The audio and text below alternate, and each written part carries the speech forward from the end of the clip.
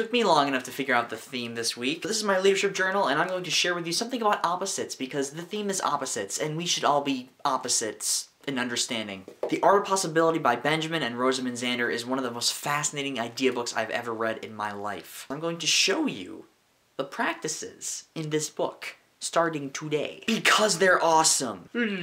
Okay? Okay. You gotta stand when you vlog. You get much more animated and energetic. So the first practice in this book is called It's All Invented. The world enters the mind with a map already drawn on it. We have this lizard brain, this brain that wants to categorize and label things. The cat has left the building. If you think about it, we don't see the entire world. We don't see every wavelength of light. We don't see everything animals see. You have to kind of take into account that we're human beings and we're cool and stuff, but we don't see everything. Okay? We're not the center of the universe, right? Right? Humans, it's really natural for us to build narratives, to kind of take stories and take ideas and map them out in a linear fashion and not always think convergently from a center outward. We like to think in a linear narrative because it's easier to understand that way. Because the brain gives us this automatic way of thinking, we kind of sometimes have to go against that. We have to go against our lizard brain. We have to go against our amygdala and our flipping of our lid. We have to think in a specific way in a specific environment. The phrase, "it's all invented," the catchphrase, is basically saying that it's all dependent on what you create for the framework of seeing things. If we have to invent a framework or way of seeing things, we might as well invent a framework that enhances meaning in our life and gives us a sense of purpose and value and sharing and just living a happy life. Mind constructs and the mind also interrupts.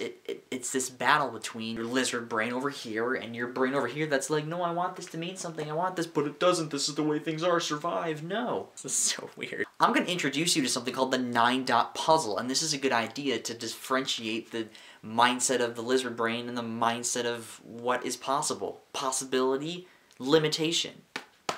So I have this blank index card for you. Here are your magic 9 dots. What's the first thing you see when you look at this card? Well, you see a square, right? Let's draw a square. There's a way to do this with 4 line segments, all connected, without picking up your pen when you draw it. And you can't go in reverse. See if you can figure it out. Pause the video. A square is what has to work, so you draw a square. That's only if you're thinking inside the box. There's a better way. You only perceive the inside of the square as where you can put the line. There's space outside here. Put some lines out here. Alright, I'm tired of actually holding it, so here you go. Have you figured it out yet? Whoa. I'm already horrible at this. 1, 2, well actually it's 3, 4. That's how you do it. Opposites. Opposites. So is that cool? Is that neat? Is that interesting? Does that spur some ideas about possibility? Can I hear you out? Hear me out. Hear me out here. Our frame of mind creates, defines, confines what's possible to us. Every story is kind of founded on some sort of hidden assumption about the way we believe things are and the way we see things and noticing things. To see things differently, you have to shift your framework of thinking. You have to shift your context of what you believe to be possible. This is where things get interesting.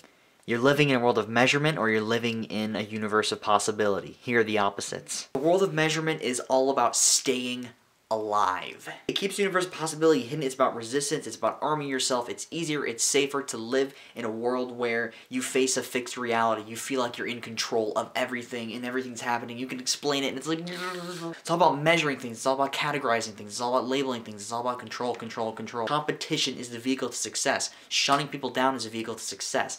Competing against everybody. Just destroying, power, money, famous, bull. Now, the universe of possibility, on the other hand, is all about all the worlds. It's about the unsettling, true image that you see and how paradoxical it is. The pie is infinite. You take a slice out of the pie, and it gets filled, and the pie is whole again. There's so much to do. You can contribute. You can do this. You can...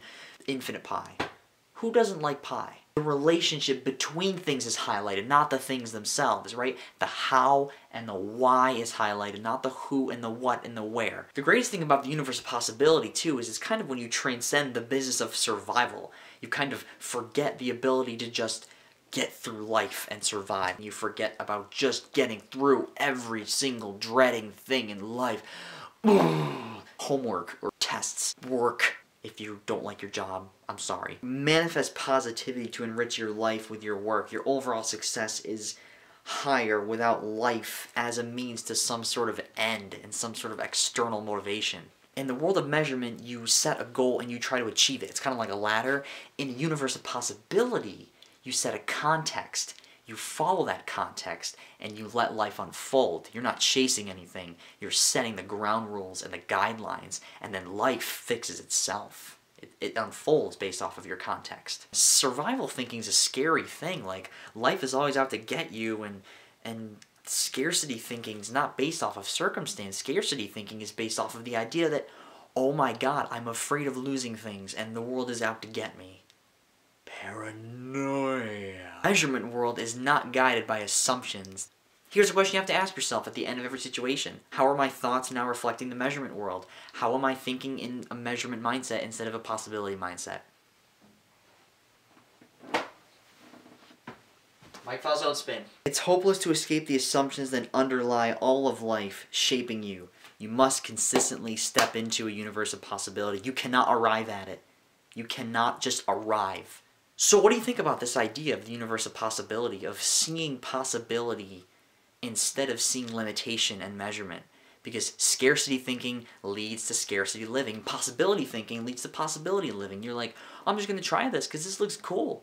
You know, you shouldn't go do stupid things and harm people, but you should still try awesome things that intrigue you to stay curious. What do you think about this?